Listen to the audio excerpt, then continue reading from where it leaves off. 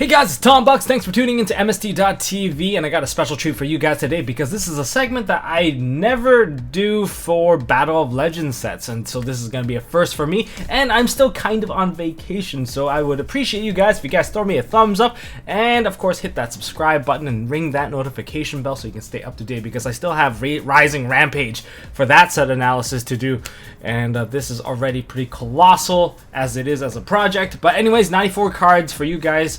And so it's easy for you guys to digest so you guys don't have to read through a major list. So I've sorted this video into kind of two parts: the reprint section and of course the new card section, because that's what Battle of Legend is. It's a full foil set of new cards and reprints. For the reprints, we have accessibility based reprints, so flood the market with some of these cards, and rarity bumps.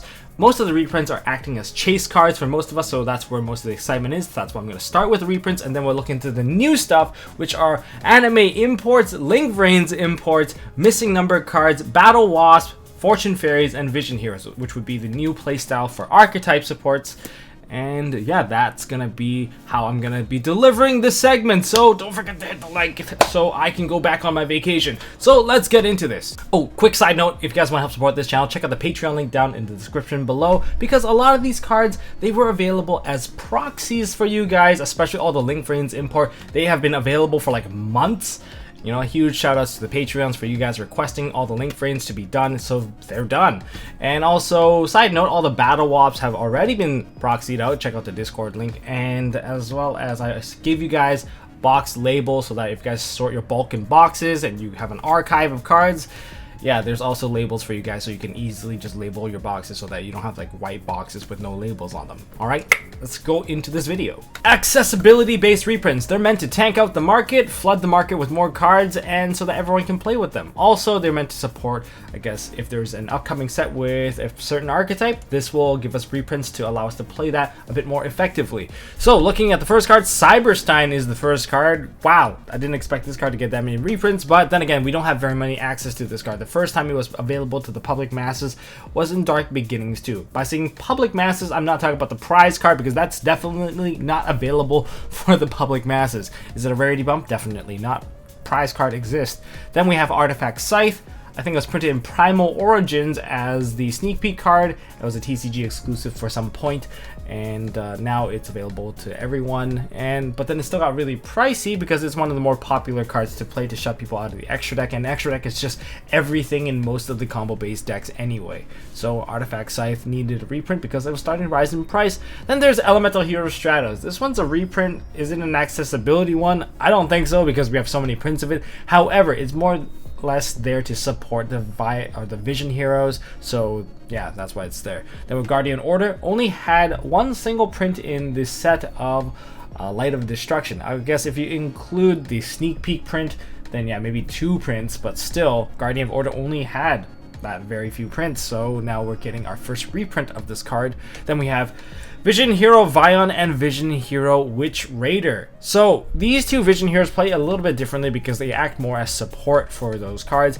Most of the Vision Heroes play out of the graveyard and they reset themselves onto, they don't really set themselves, they replace themselves onto the spell and trap zones as continuous traps, which work well with Witch Raider. Witch Raider lets you trap cards that you control as well as monsters for the normal summon of this card. So that's why all of your new Vision Heroes, which I will get into, will be, I guess, synergizing with this card as well. Then we have one of the chase cards of the set. We have the Sky Striker stuff. We have Engage, Widow Anchor, and Afterburner. These are the heavy chase cards because they were the ones that were short printed for the most part. I got 3 Engages and 3 Widow Anchors, but I only got 2 Afterburners in my case. Well, actually, I got 6. I got 2 sets of Engage, 2 sets of Widow Anchors, and only 4 copies of Afterburner. So these were the ones that are a bit more short printed compared to all the other ones. So this is going to be a chance for people to play Sky Strikers, but bear in mind, whenever they reprint something like this, I do worry about this card in the upcoming ban list of whether or not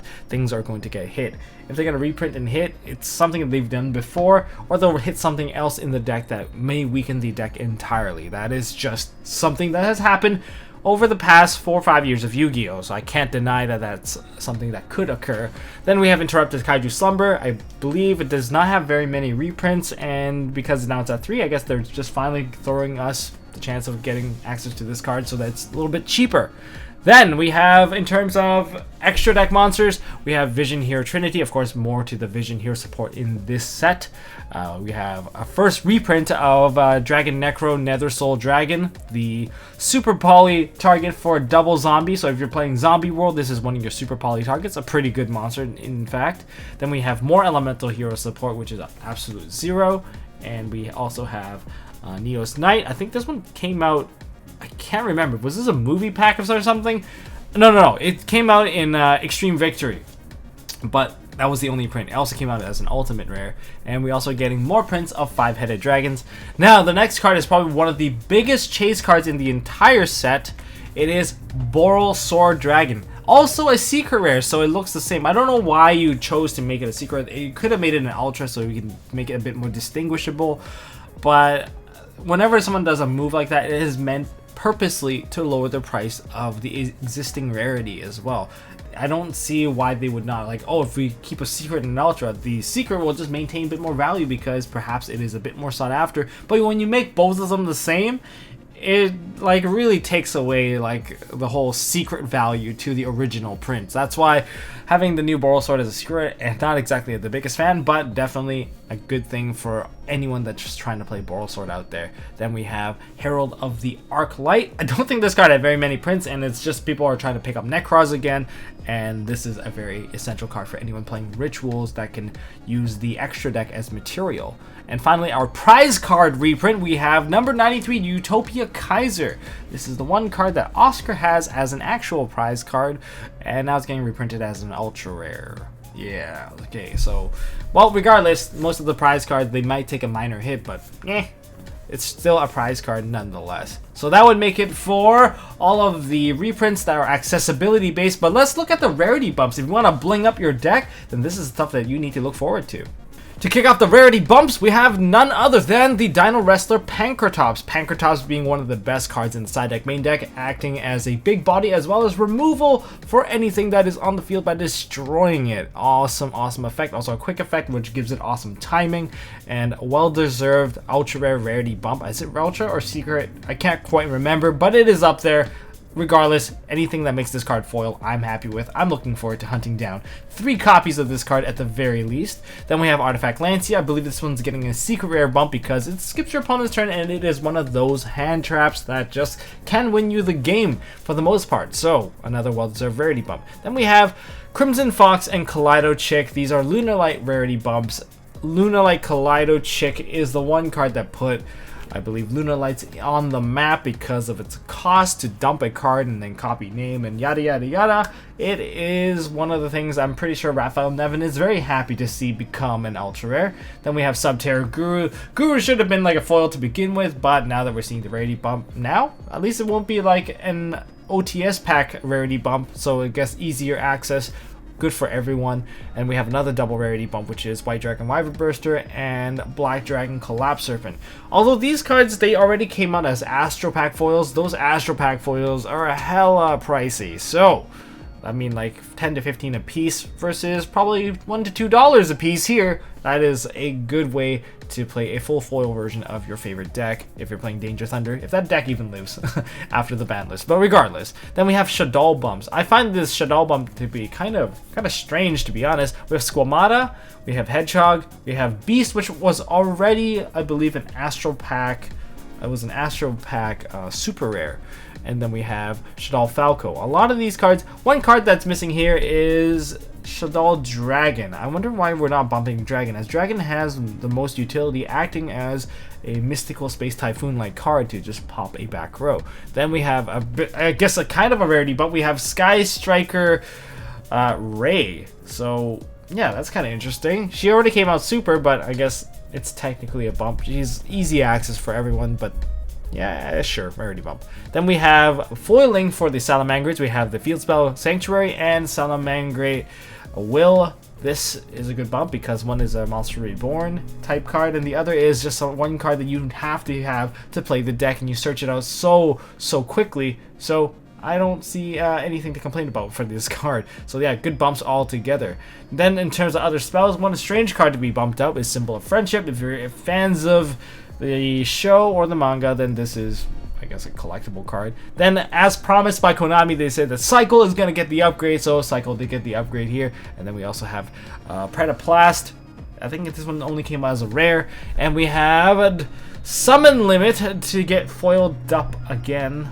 Wasn't it already a foil? I think we might get a errata on this one, maybe. I'm hoping that they clean up the card text for this just a little bit. And then we have Destiny Hero Dangerous, which came out as a common and now is being bumped up to an ultra rare. So I guess there's something for everyone here, and that's basically all of the reprints that are being bumped up in rarity or giving us more access to them. I'm looking forward to a lot of these cards.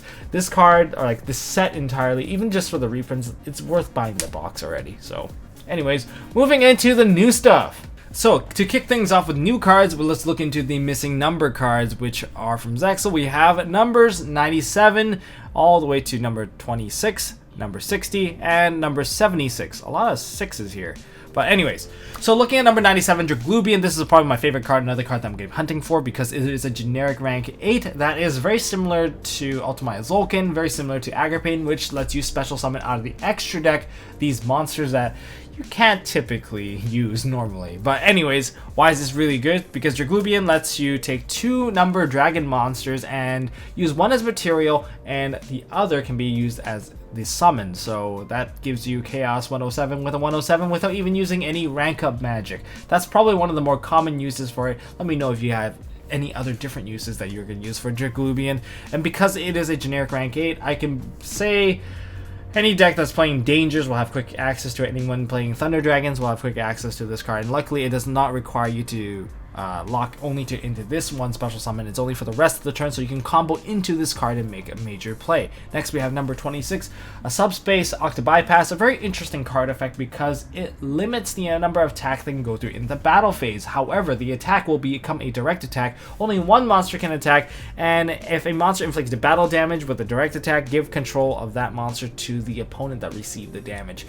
Yeah, so that's a pretty interesting thing if you want to protect all your monsters from your opponent really devastating you. It's possible, and you can probably use this card effect on like a Borosaur to keep you alive so that you don't have to take massive damage and prevent that Borosaur from gaining a bunch of attack as well. Next we have Dugaras, the Timeless, number 60. This card is very interesting. If you're playing like level 4s and you want to go into a rank 4, this one gives you a bit of an edge. I know it's pretty weak. It only has 12 and 12. But as a rank 4, you have to detach 2 materials for the effect, but you have to skip your draw phase. But then you get to draw 2 cards and then discard 1. So you still advance your turn by 1 and you skip your next draw phase. Or you can skip your main phase and you get to special summon 1 monster in defense position during your next main phase 1. It will be skipped. Oh, quick ruling fact, if you skip main phase 1 and you do not enter battle phase, you will be going into the end phase. So if you don't go into battle phase, you will go to the end phase. That's just how it is. That's how turn structures work. So after your standby phase, you'll be asked if you want to go into battle phase. If you're not going into battle phase, it's the end phase. So you have to go into battle phase to go to main phase 2. That's how turn structures work. And the other one is that you can skip your next battle phase if you want to double the attack of one of the face-up monster you control. So there's that. So it lets you somehow double up on something, I guess, if that's a term. Feels like a Time Thief card in my opinion. It is Dugaris the Timeless. And then we have finally number 76, Harmonizer Gradiel. I don't know what you do. You're a rank 7. We haven't seen rank 7s for some time now. Very pretty piano sword she's holding. Kind of a waifu card. She's got angel wings that are rainbow. She's got like this whole like, treble clef and a bunch of notes that are just along this graph. And while this card's face up on the field, this card's attribute is also the attribute of its material. So, this one has immunity to whatever that has a matching attribute to it. So you cannot destroy by battle or by card effect for anything with a matching attribute. And I believe its effect is that it can detach 1 to attach one of your opponent's monsters. So you can always somehow match that attribute. And it's a quick effect, so it has pretty quick protection. That's pretty nice, I think. Alright, so that makes up for most of the new number monsters. Okay, we'll go into the archetype stuff. So the very first archetype I'm going to talk about is Vision Heroes, named after the set Heroes Revenge. So Vision Heroes are finally getting a full archetype to play with, and in terms of playstyle, they manipulate the graveyard and come back as continuous spells and traps. Many of them carry the effect of, if you take battle damage or effect damage, you can place this card from your graveyard face up in your spell and trap zone as a continuous trap, and during the main phase as a continuous trap, you have now spell speed 2, you can, well, while this card is treated as a continuous trap, you contribute one hero monster, special summon this card out, and then if they are special summoned out from the spell and trap zone, they have additional effects, and I find Vision Hero Increase to be the one monster that is most useful with that particular effect, because it special summons out another Vision Hero that's level 4 or lower from the deck, so it tethers out. So 1-for-1s to tribute one to bring itself out, and then brings another monster out to further synergize, and that's why Increase is the secret rare of the bunch. And he's also very useful. He's also level 3, not exactly the strongest, but perhaps one of the most useful as a utility card to set up combos. Then we have Vision Hero Gravito. This one is a monster that does not carry the effect where it would go back into the spell and trap zone as a continuous trap, but rather it synergizes with it as well. So if you normal special summon this card, you can add back one of your banished hero monsters. So if you use some of the fusion spells to banish your heroes, they come back, like Miracle Fusion, or I guess there's the Vision Fusion, which can also do the same thing, which banishes some of the cards.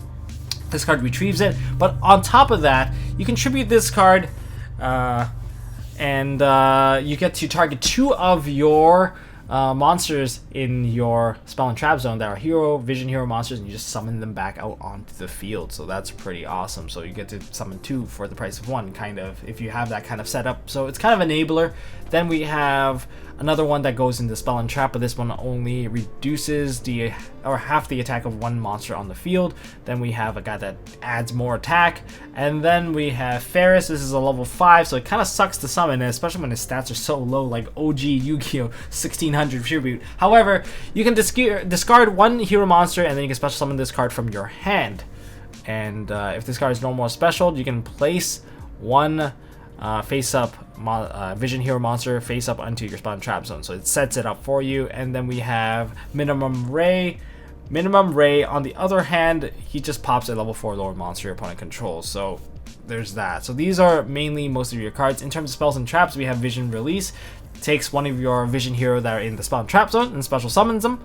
It doesn't really care if it's a continuous trap or a spell, it's just it has to be there. So if you have other things that equips your cards, that's another way to play. I think you can even perhaps use the Red Eye Slash Dragon to do it as well. That's another angle you can try for. And then we have Vision Fusion, which is just basically another form of poly that summons out hero monsters, and I believe it's any hero monsters. I think Destiny Hero Dangerous is a card that you might consider with this this particular combo, and you can use the Destiny Hero fusions for those, I think. Correct me if I'm wrong on that. But then we have also Vision Fusion, which lets you fuse normally, or you can use the stuff in your spell and traps as material, but you banish those materials instead, which is why Gravito can help you bring those back and add those back to your hand. And then we actually have a trap card. You know, a lot of these trap cards are kind of like, meh, they're kind of too slow for the meta. I'm glad that they're trying to make sure that traps do a lot more. They have a lot more impact. And Parryation. Parryation is that if a hero monster you control is destroyed by battle or card effects, special summon one level 4 or lower Vision Hero from your deck, and then you can have the original attack and defense of one monster opponent control. So after you summon a monster out, you get to have the monster and hope that your monster survives. So there's that. And does it target? I believe it does not target. So yeah, you can hit a Boral Sword with that too. Okay, well there's that. So that makes up for all the hero stuff being introduced. Let's move on to Fortune Fairies. Alright, the next archetype to be introduced to the TCG, we have Fortune Fairies, which are like the baby counterparts to the Fortune Ladies. Well, except that these fairies, they're definitely not fairies. They're all spellcasters, and they all have 0 attack and defense, and they have corresponding attributes matching their level, with light being level 1, and then you go all the way to earth being level 6, and they just slowly ramp up one at a time, and they have cards that kind of deal with this kind of ramping. Unfortunately, unlike the Fortune Ladies, they don't gain any levels in particular, but they do have an interesting playstyle. If that is, when you draw any of your Fortune Fairies, you can reveal them, and you special summon them. Yeah, that's it. And then when you special summon them from your hand, you get additional effects. That's their play style. It's kind of interesting, maybe splashable as an engine, because when you draw them, you might get additional effects through them. But looking at the first one, Fortune Lady Hikari, or sorry, Fortune Fairy Hikari, when you draw this card, you can reveal it, special summon this card from your hand. If this card is special summoned from your hand, target one monster you control, send it to the graveyard, and if you do, special summon one level 1 spellcaster from your deck. Is there a really good level 1 spellcaster in the deck? Let me know down in the comments section below, and I would like to see what's going on there. Maybe there's a Servant of Endymion. I don't know. You can probably somehow splash these cards in with Endymion or some sort of Pendulum spellcaster deck. That's my take on it right now. But hey, maybe you guys can one-up me in the comments. Then we have Fortune Fairy N. This one, I believe, pops a set card when it's special summoned from the hand, which can be very useful in many cases, in a bit more generic use case, because when you draw this card, you can use this during the draw phase. And speaking of the rulings of this card, it's a when you can, so you can miss timing. Upstart Goblin will not work, but all the danger monsters will work, which could provide you with additional bodies. Yeah, think about that. Additional bodies and perhaps additional poppage. So if you're into that kind of synergy, then this is one angle that you can definitely tackle. Then there's Fortune Fairy Who. So who is this? Well, you can target one of your banished spellcasters and add it back to your hand. It will synergize with the dark one. And I think that Fortune Fairy Sui, which is the water one, I find her to be one of the more useful ones for removing face-up threats, because you can target one face-up monster on the field, banish it until the until the standby phase of your next turn. So it's a bit better than a Farfa, but unfortunately all these monsters have 0 stats. That's the only drawback, I would say. And we have Fortune Fairy On. And Fortune Fairy On, you can special summon this card from your hand, banish a spellcaster monster from your deck. I wish you could banish a zombie, because then you can just throw away a Necroface and just rip apart someone's deck. But you synergize this on with Who, and in Who. Okay, cool. Next we have Fortune Fairy Chi, which is letting both players draw 1 card. Yeah. Do you want your opponent to draw a card? I mean, it feels really bad that you summon a card and you're still 0 in the end. But hey, this is level 6, so 1, 2, 3, 4, 5, 6. And we have Luck Alone. Target one of your Fortune Fairy monsters, and then special summon 1 spellcaster whose original level is 1 lower than the monster from your deck or hand. This can be very useful because if you have a 4, you can get a 3. If you have a 5, you can get a 4. There's just many ways you can play around this. If there's a really good level 5 spellcaster, let me know, because if you get a 6, then you can also get out, well, I guess level 5. But yeah, Luck Alone. I can think of using this, like, that's why I'm thinking like this whole archetype is splashable with other spellcasters, and if there's like a spellcaster that's very difficult to summon, Luck Alone might ease that pain. Then we have Unacceptable Result, which is a quick play spell to put out on another Fortune Fairy, and we have Miracle Stone, which is all spellcaster monster you control gain 500 attack and defense for each Fortune Fairy monster you control with a different name. And once per turn, if an attack is involved with one of your Fortune Fairies, you can draw 1 card, and potentially that might synergize with like the Fortune Fairies themselves, where if you get a different name, you just draw into one, you can summon it, and then perhaps get additional effects. But unfortunately, Miracle Stone only allows you to have 1 copy of it on the field, so that you are not OP drawing 3 cards at once.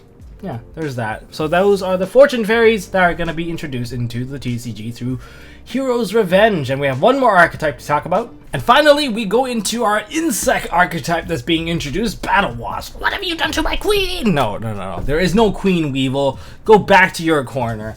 And anyways, so BATTLEWASP, they actually have a lot more in common with Crow and Blackwings. In fact, to compare with the OCG and the TCG, OCG they're called B-Force. In TCG, BATTLEWASP is mainly to match the acronym of, well, not acronym, but I guess the initials of Blackwings, because this is Crow's friend in the Arc V Saga.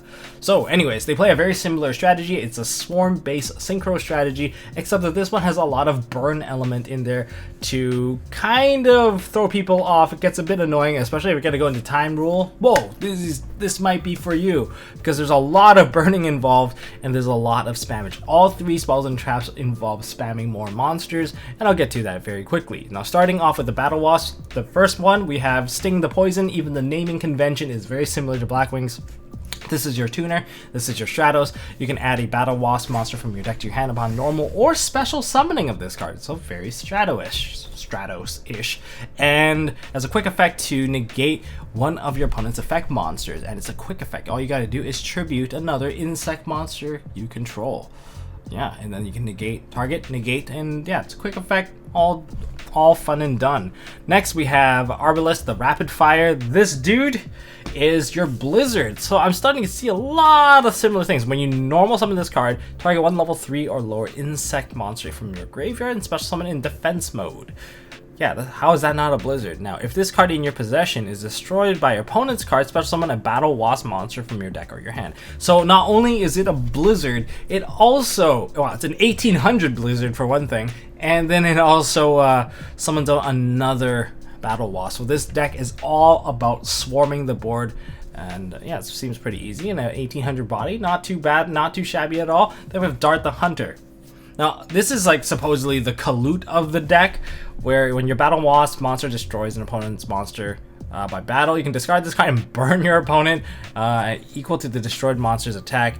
Now, on the field, you can target one other insect monster you control, and it is now treated as a tuner for the turn. And there are some benefits to it, but if you do use this effect, you're locked into summoning out insects. Kind of like how Black Wings force you to only summon out dark monsters for the rest of the turn. So there is a bit of a summon lockdown for that. And then we have Pin the Bullseye. If you control an insect monster, you can special summon this card from your hand. Sounds very familiar to a lot of the Black Wing guys, but during your main phase, you can inflict 200 damage to your opponent for each Battlewasp Pin the Bullseye you control. So at least 200, and this card can help you win games in time. So there's that. Yeah, there's a lot of cheesy burn strategies that are available. And then we have the Twin Bow, the Attacker. This guy can attack twice.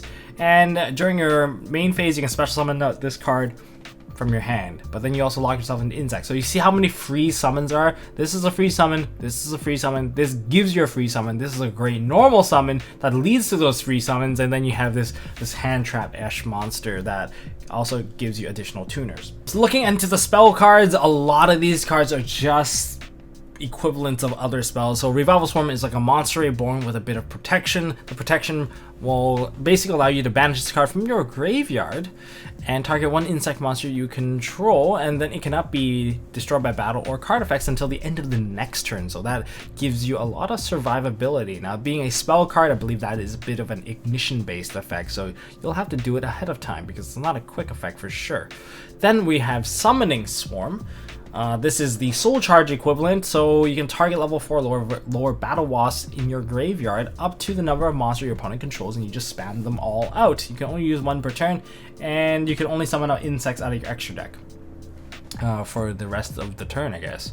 Then we have Battlewasp's Nest. This is your Battle Fader? I don't even know what to call this. When your Battlewasp monster is targeted for attack, you can special summon one Battlewasp from your hand or deck. A lot of these cards are just like, spam as much as you want, summon from the deck, summon from wherever, and then, oh, by the way, end the battle phase. So you can just end the battle phase. But that still means you're susceptible to evenly matched, just saying.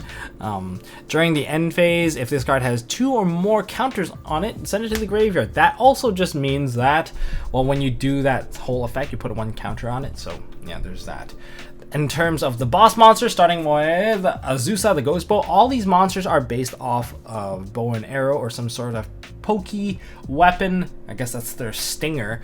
So this one is a synchro tuner, and it's kind of like a support monster. If you deal damage to your opponent while using like Battle Wasps, other Battle Wasps, you get to burn even more. So a lot of these guys carry burn based effects. So starting with this one, when your opponent takes battle damage through another Battle Wasp monster's effect, even during the damage step, inflict damage to your opponent equal to that monster's original attack. So you get to burn them for a little bit more. That's pretty awesome.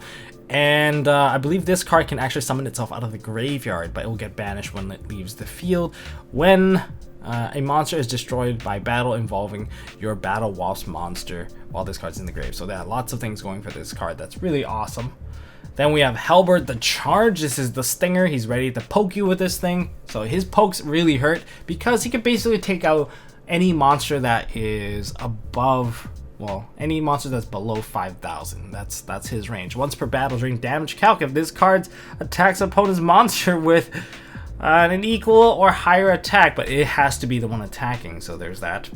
You can have that monster's attack during damage calc, and when this card inflicts battle damage, inflict 200 damage to your opponent for each battle wasp you control. So yeah, that's a lot of damage, and it will trigger this one, so you'll burn for another 25. That's why the battle phase is probably the scariest part about Battle Wasp. If they've got a bunch of synchros, or even like just 1 or 2 synchros out there, it's gonna be scary. But then you have to make sure you set it up so that you can get your links out first, so that you can actually get the maximum number of synchros out onto the field. So what's his face? The wind link is going to be very important. And then we have Battle Wasp Hama the Conquering Bow. This is probably the boss monster of them all. I find that this is much scarier compared to the level 12. Why? It's because this guy can attack twice, and being 28 attack twice, that's already really scary. That's like a Boral Sword scary type. And to compare it with Boral Sword, if this card inflicts battle damage to your opponent, you can have all your opponent's monsters lose 1,000 attack and defense. If that wasn't bad enough, at the end of the battle phase, if your opponent did not take damage, you make sure they take damage. In other words, they're going to take damage. You can inflict 300 damage to your opponent for each Battle Wasp in your graveyard. So if you spam a bunch of Battle Wasps into the graveyard, you just like mill them all out, you synchro like crazy, and if you put like 10 dudes in there, that's at least 3,000 damage available readily. And then we have Battle Wasp Ballista. This one is just kind of like a give or take. I mean, it's kind of nice because he spams out all your level 11 or lower insect monsters. When this card, Synchro Summon card you control, is destroyed by your opponent's card. So if it's destroyed by battle, ooh, that's great. But normally this is going to get removed, so I don't think that this card is even that great. But when this card is special summon, you can banish all insect monster from your graveyard. All monster your opponent controls currently will now lose 500 attack and defense for each of your banished insect monsters. So since you're wiping out your own graveyard, it's gonna be one of those boss moves, and hopefully your opponent dies. But if it doesn't work, at least you get to summon out 3 of your banished level 11 or lower insect monsters. Then that makes it for Battle Wasps. And talk about hard to say words. I hate saying the word wasp. And we got more cards coming up. We have Link imports and anime imports. Okay, so anime imports, to try to figure out which series they belong to. Starting off with Duel Monsters, we have Iperia. Gansley used this card against Yugi. I think he was playing like as the Deep Sea Warrior, as his deck master, and he summoned out this card so that he could draw a card. That's all it does. If this card is summoned, draw 1 card. It's mandatory. You have to draw that card. So yeah, there's that. I'm glad they didn't like give the other card like a release, which is like Vexy or whatever. I can't remember. When you summon that card, your opponent loses their draw phase. Yeah, that one's pretty nasty. I'm glad that's not a thing. So yeah, that's Gansley during that, the whole time they went to that VR thing. And then we have Gold Moon Coin. Gold Moon Coin, add 2 cards from your hand to your opponent's hand. Okay, so let me just count the pluses and minuses here. So you have 5 cards as your opening hand. You play a card, and then you give your opponent 2 more cards, and then you draw 2 cards. You're giving yourself a -1. Is it a -1? No, it's more than that, because your opponent also gained a +2, so this is a -3 in the long run. But don't forget, you can always play Mind Crush against your opponent, and then your opponent's gonna say, don't have it, and then you can call a judge because you guarantee that they had that card anyway. So there's that. That's kind of fun, I guess. If you want to draw 2 cards, it's one way of drawing 2 cards. That is only one of those methods where it doesn't matter, especially if you give your opponent a card that benefits you, and you know that they're not going to play it. That's kind of okay, but you don't want them to use it as cost either. So that's a risky move in my take. Next, we have Gingerbread House, another card. I guess the previous card was also played by Leon von Schroeder. This one is no different. This is also a card played by Leon von Schroeder. Very interesting card because he plays a bunch of fairy tales, and Gingerbread House, I guess, is one of those where during your opponent's standby phase, you can have as many monster your opponent controls gain about 600 attack, and then destroy as many monster your opponent controls with 2,500 or more attack. So this attack gain is permanent, and if you do, gain 500 life points for each destroyed monster. So you can just overload them, you fatten them up. This is literally just giving them 600 more calories in their meal, making sure they gain a little bit of weight, and then all of a sudden, boom, diabetes, and yeah, they're dead. So this is Diabetes House, and then we have Water of Life. This is just crappy Monster Reborn. If you control a target monster in your graveyard, special summon in attack position, also for the rest of the turn, where this card resolves, you cannot activate monster effects except for the effects of that monster. What? I guess if you have Monster Reborn, since it doesn't really lock you into only that monster, it's only also for the rest of the turn. So you can do all your combos and then play Water of Life as your last go-to. So you cannot use this card as a combo piece. Then we have Dark Sacrifice. This is the one card I really don't know who actually played this card. I just stuffed it in Duel Monsters since we're playing Duel Monsters anyway. Now, Dark Sacrifice. When your opponent activates a card or effect that would destroy a card. This card I think is legitimately useful and is a really great way to protect cards on the field. You can negate that effect and send one level 3 or lower Dark Monster from your deck to the graveyard. If it's set a 4, it's like automatically it's going to be a Zephyros. 3 or lower Dark Monsters. There's a plenty of choices that are really awesome. If you're playing Destiny Heroes, I don't see why you wouldn't throw like your Disc Commander in there and then get yourself like an additional 2-card draw later on during the next turn. It's quite fun. I see there's lots of potential. If you're playing BA, you can dump a Farfa to like just ruin your opponent's day. You protect your cards and you Farfa their monster. There's just so much about this card that I really like, and I think that this is one of those sought after cards that you should probably pick up a playset. Then into Arc V territory. No, let's not go into Arc V territory. Let's go into 5D territory first. We have TCG Drillfish. This one lets you attack directly, and this is kind of like I guess what's that mermaid called? Meluseek, right? Altergeist Meluseek. This card can attack directly, and if all monsters you control are a TG monster, you get a special summon out this card, which is pretty cool. And when a TG monster inflicts damage to your opponent, you can target one monster your opponent controls and destroy it. So it's kind of like Meluseek. But seeing that this is when your TG monster inflicts damage to your opponent, that means this is not once per turn, and that means it gives it to all your cards. Then we have Gear Zombie. You can special summon out this card by reducing a target TG monster you control by 1000 attack. So it's kind of free, I guess. These are kind of mediocre. And then Metal Skeleton, another card. But another card I really care about is Sonic Stun. When your opponent's monster declares an attack, you can negate that attack and then special summon a TG monster or a 1 level 4 or lower tuner monster from your hand or deck. Like a lot of these cards, like you can work this with a TG and then you can just work it with a generic tuner. Like what? This card's pretty good, unless it's saying like it's a level 1 or lower tuner monster that's TG, but then why wouldn't it just say that? So I'm assuming right now this card can summon out 1 level 4 or lower tuner monster from your hand or deck. Get that glow up bulb ready, because this card can summon glow up bulb from what I see. And then we have Stardust Mirage from 5Ds as well. Of course, if you control a level 5 or higher Dragon Synchro monster, you can special summon as many monster from your graveyard that were destroyed by battle or by your opponent's card effect that were sent through this turn. So you get to make a complete replay, and yeah, it sucks to be your opponent because you got all your monsters back. But yes, this is the anime imports. And then we have Arc V. We have All Eyes Phantom Dragon, pretty awesome card. And then we have High Speed Roid Kite Drake, which is summon JD, I guess. And the other effect is you can negate all face-up cards your opponent controls. And if you're playing Speedroids, you get the last effect where you can add a Speedroid monster from your deck to your hand if this card is sent to the graveyard by your opponent's card effect. Man, I am just reading cards now. But what does this guy do? All Eyes Phantom Dragon. It's a level 10 0 scale. And oh, lots of card text. I don't feel like reading it. You guys can look it up yourself, I guess.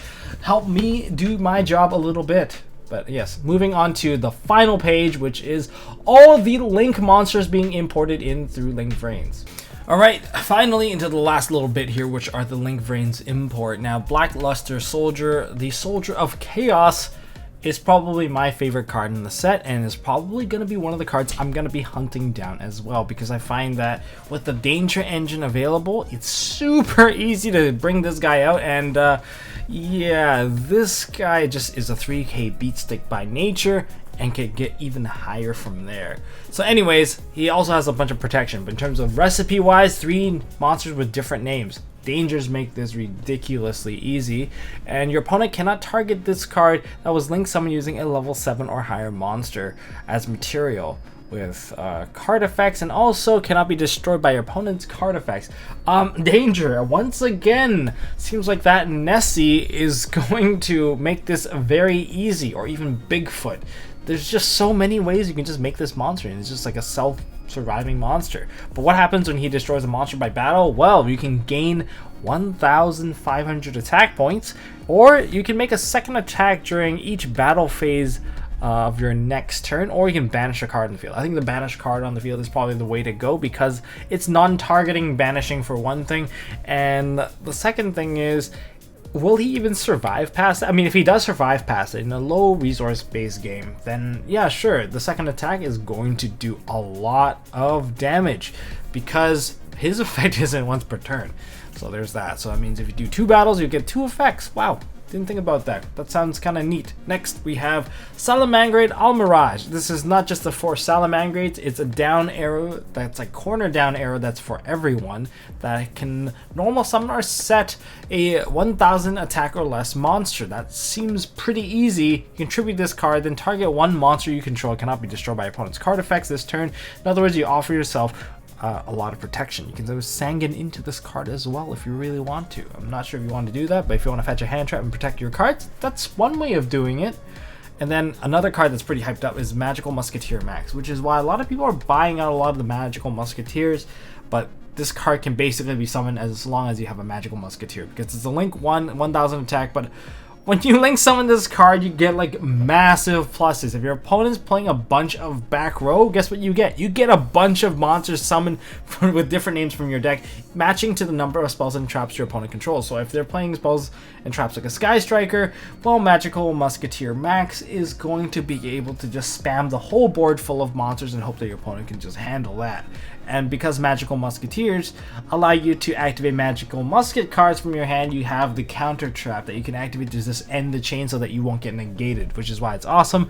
And the other way that you can play is if your opponent's playing a bunch of monsters, you can use spells and traps to get rid of them, because you'll be able to add that many Magical Musket cards with different names up to the number of monsters your opponent controls, which is really ridiculous. This guy is just free searches all the way through, which is quite silly.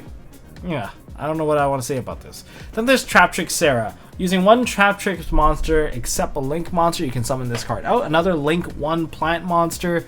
If a normal trap card is activated, you can special summon a Trap Trick from your deck. You get to spam Trap Trick monsters, and if one of your Trap Trick monsters activates its effect, you can set a whole normal trap card from your deck to your hand. So this card just offers you Trap Trick monsters and holes. So yeah, a really annoying card. And of course, this Link Summon card cannot be affected by your opponents or just any trap effects in general. Another card that people are looking forward to is they want to be able to play Frames with effects with monsters on the field, and this is the one card that allows you to. You can use any 2 monsters to make this card except tokens, so there is a limitation. Now you can activate Frame gear monsters from your hand even if you control a monster. In other words, it removes a restriction, removes a condition, or it overrides it, whatever you want to call it. And if another face-up psychic monster you control is banished while this card is on the field, Omega, you can activate this effect during the end phase of this turn. Add a Frame card from your deck to your hand. So in other words, it's also acting as a bit of a free search engine for you. So those are probably the most hype 5. And then the other ones, we have Avenged Savior. I'm not sure if this is going to add a lot to the Avenged deck, but it sure as hell seemed pretty cool. It's a really cool artwork, that's for sure. Then we have our Train Doubleheader Anger Knuckle. I believe you get to fetch out level 10 monsters with this card. Correct me if I'm wrong. Level 10 machines from your graveyard. Special summon in defense positions. Effects negated. And if you only need 2 machines to actually make this card, so it's kind of be pretty interesting. I wonder if that's going to put trains on the map. Then we have Harpy Conductor. This is a pretty awesome card for Harpy. A link 2. Pretty easy. It counts as a Harpy Lady. And if Harpy Ladies would be destroyed by battle card effect, you can destroy a spell or trap card you control instead, which means those what's that card called? Forgot. One of that continuous spell that lets you get additional searches. Yeah, that card's gonna be destroyed quite often to protect all your harpies, which was why this card is pretty awesome. It only requires 2 wind monsters, and it can be tokens as well. I wonder if there's any wind tokens we can use to spam this card out. Then we have Gimmick Puppet Chimera Doll. Did not read the effect, but requires 2 machine monsters. I know there's a lot of gimmick puppet based plays with this card, so keep that in mind. And then of course there's a rubber band shooter, 2 wind monsters. A lot of these are just 2 wind monsters, interesting enough, but this is of course for high speed roids for those machines. That is all I got for this particular segment. Hopefully you guys learned everything you need to know about the entire set of Battle of Legends Heroes Revenge. I ran through basically every card. I didn't read every card, but I did go through every single card that's available. Hopefully you guys are now aware of what cards are going to be released, what do you want to play, and how you want to tackle the upcoming ban list. That's all up to you guys. This is a bit of a special segment, and hopefully Kenny or Nishi does his market segment to kind of address on some of the reprints. So anyways, that's all I got for this video, guys. If you guys enjoyed this video, hit that like button. Don't forget to smash subscribe, ding the notification bell, and appreciate all of you guys. Don't forget to check out Patreon, because a lot of these cards are already proxied for you guys to test and to see if you're willing to try out some of these new cards. Until then, I'll see you guys in the next one, and I want to continue my vacation. Yeah, this is definitely not a vacation based move to do a video like this. Anyway, see you guys. Hey guys, thanks for watching. If you like this video, please drop us a like so we know we are doing a good job, and you can also subscribe to MST.TV for more fantastic videos by clicking on the button on the left. Don't forget to check out our partners at Imperium Duelist. They make really high quality mats, including some of my own limited edition release stuff. And if you want to check out one of our past videos, click here on the right. As always, don't forget to hold on to your MST.TV, and I'll see you next time.